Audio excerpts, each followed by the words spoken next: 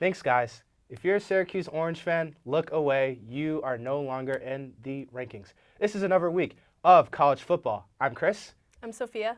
And we have a lot to talk about today.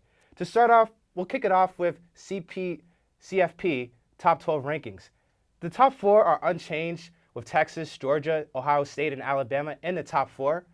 But we have a couple of shifts towards the end with Tennessee at number 5, Ole Miss, Miami, Florida, Oregon, Penn State, Utah, and Missouri. And finally, Michigan. Now, let's get into our highlight games of the week. Sophia, what was your highlight game? My highlight game this weekend was USC versus Michigan, which CBS Sports announced was the most watched Week 4 game in 10 years, with 6.3 million views. The final score was Michigan winning 27-24. But Michigan did not get a first down in the second half until just 2 minutes remained.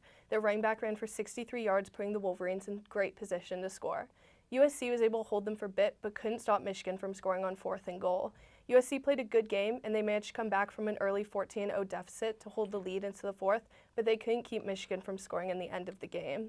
Now, that is definitely a very good win for Michigan. They actually went up 6 points in the rankings, so now they're number 12, as I said before, from 18. So this is a really big win, to your point, for Michigan over USC. My game of the week for me is actually going to be Tennessee versus Oklahoma, a significant win for the Volunteers. It just, number 5 in Oklahoma, right? 25-15 win, and they actually scored 19 straight points in the third quarter, and I was able to propel them over 350 yards. Only 220 for Oklahoma, but just a very, very big win for Tennessee to just show that they are one of the big dogs in the SEC. Now I'm curious, what was surprising for you this week? I think that a game that was surprisingly good was for West Virginia with their win over Kansas, 32-28. There was a weather delay that lasted an hour and 58 minutes, so it definitely put a little bit of a pause on both the teams. Yeah, so Kansas was able to come right out of the delay and execute a play that led them to a quick touchdown. But with 5:39 left in the game, West Virginia was still down to 28-17. But they got their momentum back, and Garrett Green took control of the game with some quick touchdowns and quick points to put them in the lead. This is really good for the Mountaineers because they're able to get Green on the national level, getting some eyes, and I think that was really good for them. Yeah, that's definitely very valid. West Virginia has definitely had some weather delays. I remember Penn State was a delay. So definitely good that, for this game at least.